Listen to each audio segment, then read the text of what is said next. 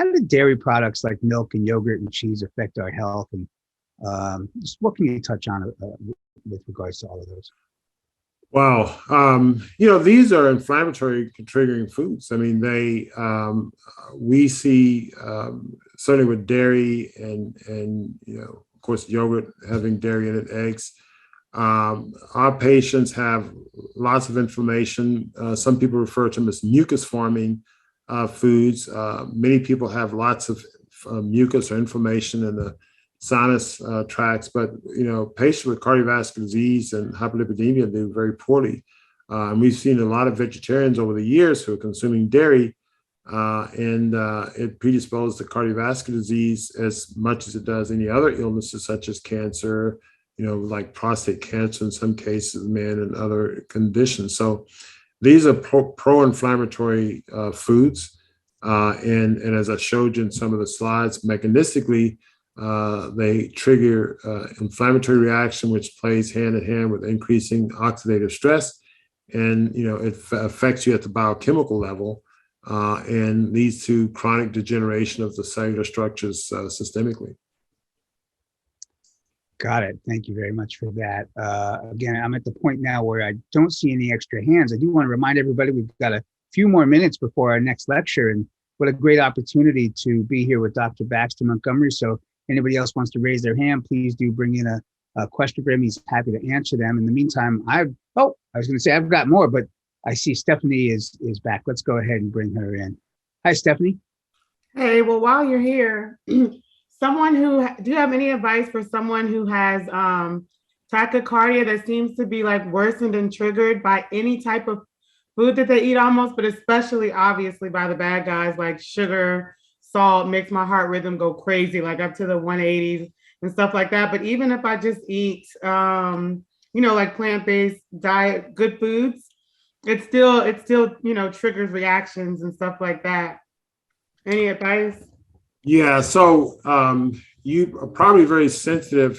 So again, you're probably at a very imbalanced situation. So people with tachycardia is imbalanced. So you want to consume, certainly more bitter foods if salt and sugars trigger it. And everybody's situation with sugar is different. And I know there's a previous discussion in terms of sugars and forms of any form of fruits.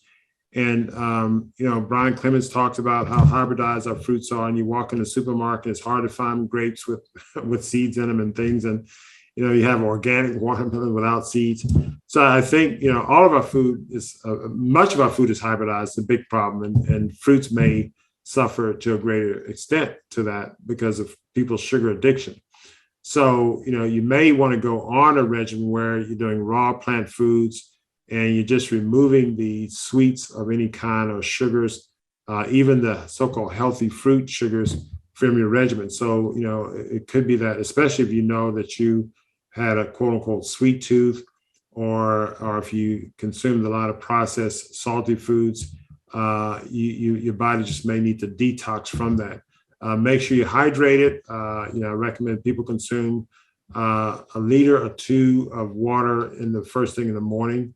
Ideally, but better hydration is going to improve your overall condition in terms of the heart. But consume foods like cucumbers, tomatoes are okay. Any hydrating foods that are low glycemic index, in addition to say your salads and the like, and give yourself say 3 to 4 weeks of that, and I think this tachycardia, can probably be suppressed. If not, obviously see your doctor, get a monitor. It could be some arrhythmia or something like that. So make sure you get it checked out one way or the other. Thanks, Dr. Montgomery. And looks like Stacy is back. Let's bring you in. Hi, Stacy. Hi, Dr. Montgomery, I just wanted to ask you, when I asked my question before, you said that I would benefit from a raw food, plant-based diet for at least 6 weeks. And I just wanted to know which one of your programs would help me with that. I think Jackie had put in our site in the chat. It's online.montgomeryheart.com/lifestyle. Do you see that in the chat? Yeah, I see it, but there are like 4 different courses. There's one. Go to the healthy lifestyle. Oh, I see. Okay. Should be healthy lifestyle series. The healthy lifestyle, and just to kind of give you a breakdown of that, our healthy lifestyles course, it's really a prime course where it's a 1-year live group coaching. And it starts off with a detox series. So at the beginning of the course, when you schedule to start, and we have certain scheduled dates to start, although you can start anytime in between that. But if you start, say, one of the scheduled dates, the beginning of the course would be 5 sessions over 4 weeks, where our team is talking to you and coaching you through a raw detox. So let's say you decide to go on raw foods. We can talk you through that. And then you have information in terms of how to prepare the foods, where to get the foods, et cetera. And there's a lot of resources in terms of recipes, food demo videos, and the like. We talk about supplements that are beneficial, not beneficial. Then we're going to talk about your individual, situation. Individual questions are addressed. My staff have access to me. Of course, I'll make cameo appearances on these courses. And then you have access to everything downline. So you may look at like a rebuild program, which is an on-demand course, and it has videos and the like. But as an HLS member, you have access to all of that, which has more recipes. And then you're part of our community, where there's more interaction, there's support groups. So that membership puts you into a community. You get specialized coaching plus access to lots of other resources. And so, that's something that I think would benefit you quite well. That's great, Doctor. Thank you very much for that. And good luck to Stacy. And so now we're going to bring in Shashi. Welcome. Dr. Montgomery, I want to know what to do for someone who has been a vegan SOS follower for over a year and having challenges with neurodegenerative disease. And there is extreme weakness, even in having as much as totally fresh, not even so much frozen, totally fresh vegan diet. What particular things will be beneficial to stress on to help the brain gain what it needs? Yeah, great question. Great question. Well, generally speaking, I can't give too many specifics without detailed information, but when you have specific issues, brain foods and the like, make sure you're getting adequate fats in the diet. Oftentimes people on a vegan diet, SOS, maybe on low-fat diets, or if the fats you're consuming are not cooked. So I make sure people are getting adequate fats, seeds, preferably over nuts. I'm okay with avocados. But all these foods should be raw. You also want to make sure you're getting super nutrients, make sure your vitamin D levels are high, super greens. There's certain mushrooms that can be beneficial in people with neurological disorders and the like. But make sure that the food is being prepared in a way that is fresh. And I even recommend some of my patients who have neurodegenerative disease come in and go on raw diets for a certain period of time. That's just to make sure that the food is not contaminated in any substances. And then you want to look at, micronutrients. So if you have a good functional medicine doctor that can measure micronutrients, make sure they're not, toxic chemicals in your blood that may need to be chelated or removed from the system. So there are a number of other things that you want to look at from the standpoint of neurodegenerative disease or anything else, because there are oftentimes these hidden little troublemakers that we need to look at and address that needs to be evaluated. So I think a good whole food plant-based diet is a good foundation. Sometimes that has to be tweaked. And also you want to look at micronutrients or phytonutrients that may be deficient or toxins that may be in excess that may be contributing to the problem.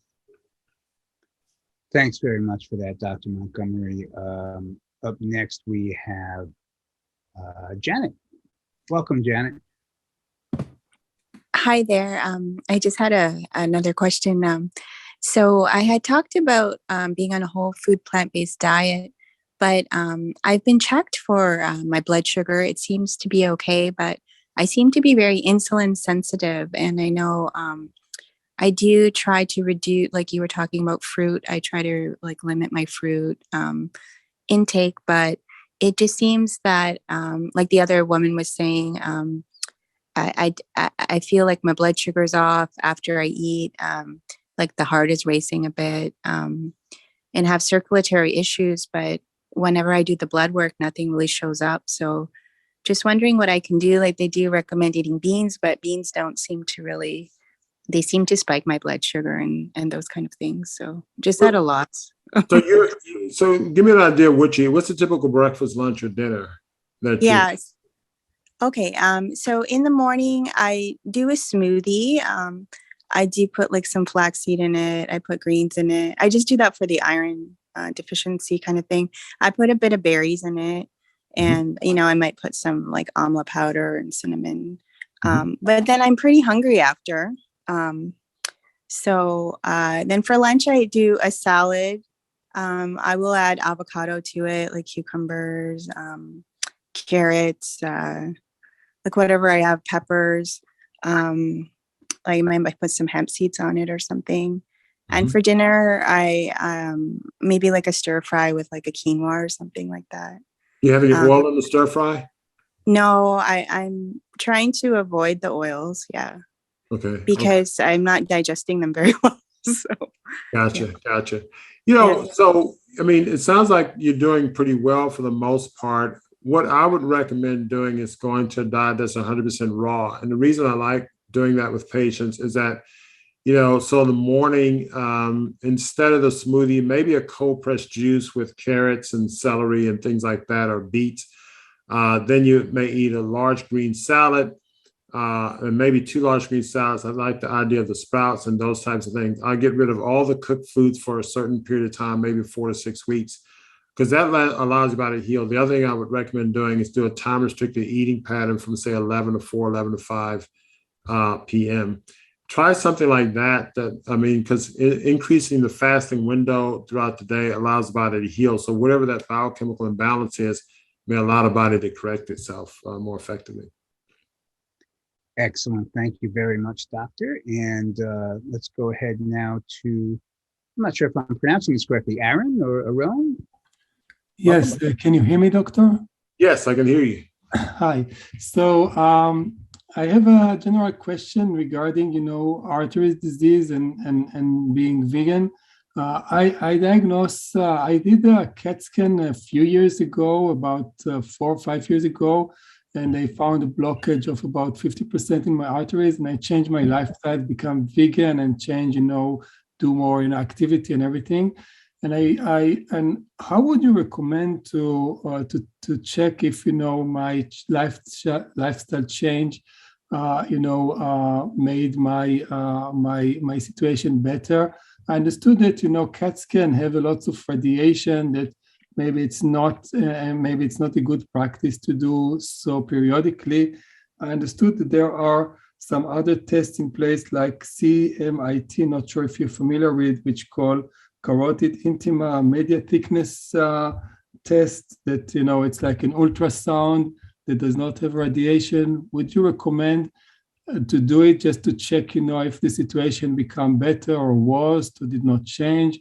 How would you recommend a person to know if the change of the lifestyle made the situation better or not?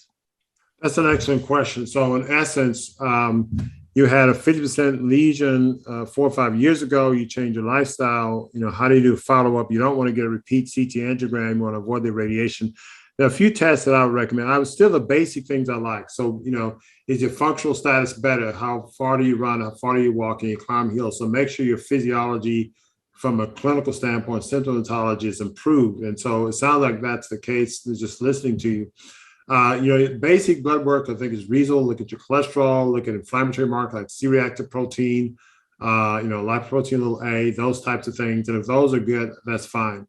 There's some special tests that we do in our clinic that I think that's, available most places in the US. One is a test called ultrasensitive troponin, an ultrasensitive troponin. I'm going to say that again, ultrasensitive troponin. I know Quest Diagnostic does it because, we have Quest in our lab and they're kind of all over the country. The other test is a special test, and the lab is out of, I think, in Irvine, California, called a pulse test. That's capital PULS, protein unstable lignan signature, something like that's what it stands for. But you can Google it, PULS test. And we use that. That looks at a number of biomarkers, most of which are inflammatory, that has a good correlation with the amount of vascular inflammation or coronary stenosis. And so if your PULS test, a pulse score, is low or within the expected range, then that's a good sign because it's used to predict your chance of a cardiac event in 5 years. And actually, I'm going to type that in the chat real quick. It's PULS. That's the pulse score. So that you look up, and the ultra-sensitive troponin is one. I think Jackie Williams put that in there. So those are 2 extra tests in addition to the usual things you can get that I think will give you some good information.